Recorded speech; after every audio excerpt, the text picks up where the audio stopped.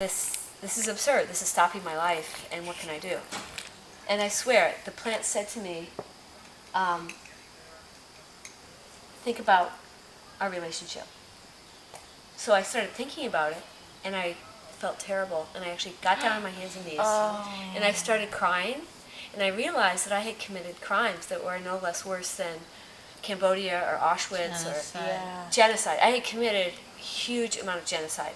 And probably before then, I don't know what I did before that huge genocide, but I had wiped out hundreds, if not thousands, of poison oak. I had killed them.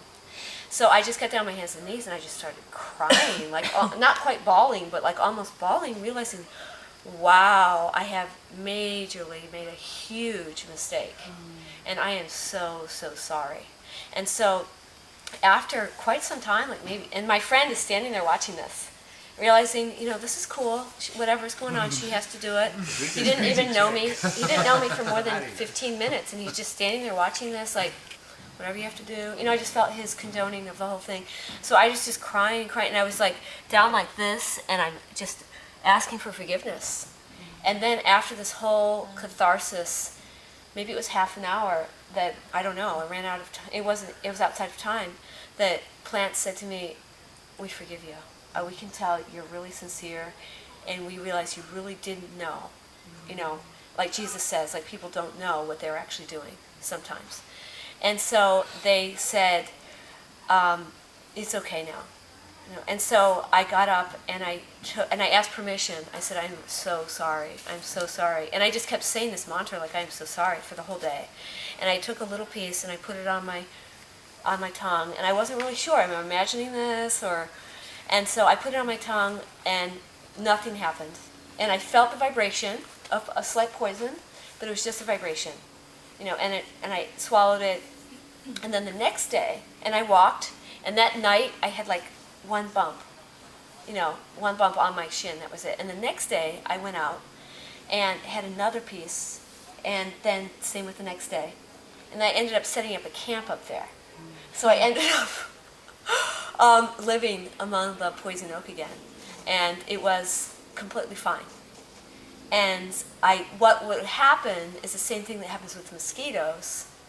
And so I don't know how many people have heard my mosquito story. Has everybody heard that story? Mm-hmm. So I just will tell you the brief version, is that the same thing happened to me with mosquitoes. Mm-hmm. And it can happen with any species. It's basically I was really riddled with mosquitoes.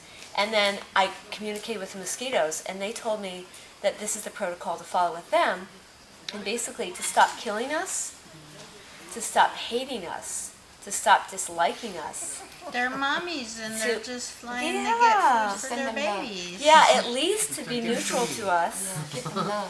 The next is, to at least be neutral, and to like us, to look for the good in us, and to have unconditional love for us, and to always tell the story whenever you can. And they said, if you can do all that, and I'm like, how am I going to do that? To go from killing and hating. And I realized from the mosquitoes that killing and hating are intricately entwined, and that like our soldiers who come back or whatever, that hatred is really deep. And that fear also, like if we have a fear, and we all do, some of us anyway, let's say we have a fear of mosquitoes, of scorpions, of spiders, of sharks, and snakes. I had this friend at jellyfish. I had a friend who was afraid of cows. Right? Yeah. She was a client of mine. I used to be a hiking guide high up in the Himalayas. And she said, there's no cows on this trail, right? And I said, oh no, there's sheep sometimes, but there's never cows. Don't worry about it. So a cow, the second day, just comes up, and I'm like, a cow on this trail? What is a cow doing so high up in this elevation?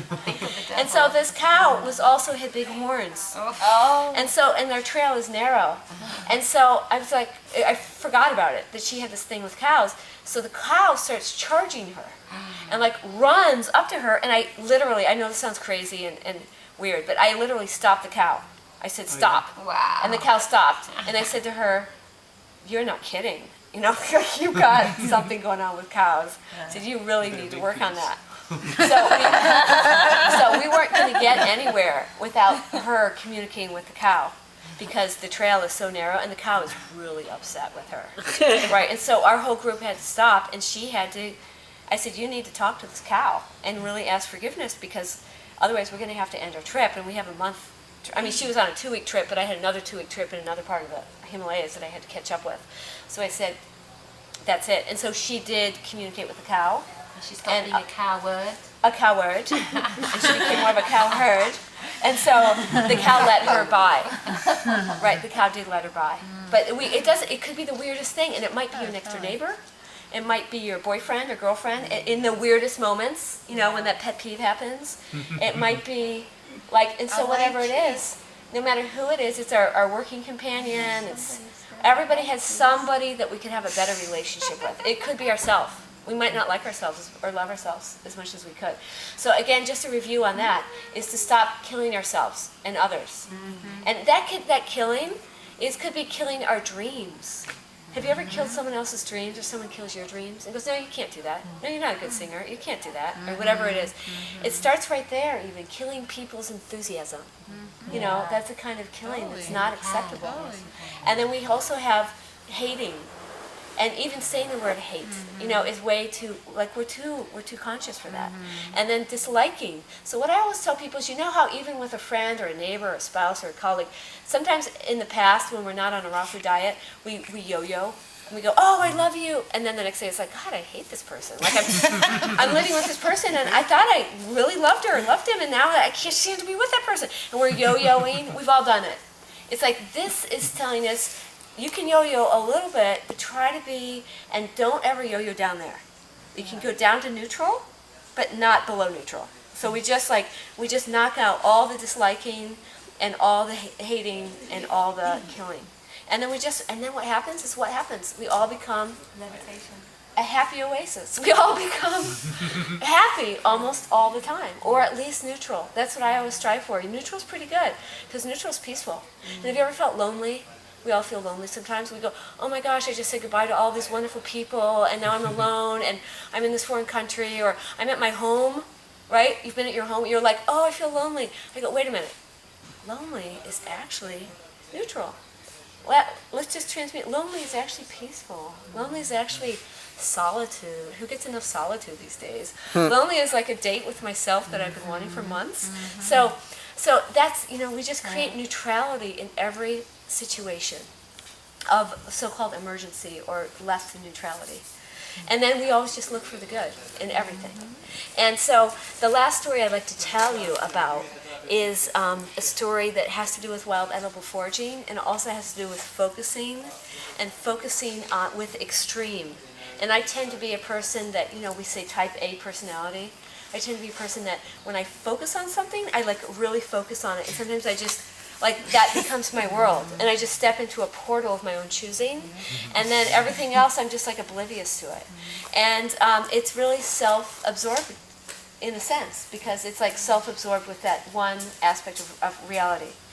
So in this case, when we become wild, edible, intuitive foragers, as we all are, and will be for the rest of our lives, in any country, any circumstance, we're always free to do that now, and probably always have been, is that when we focus on that, there's also a danger.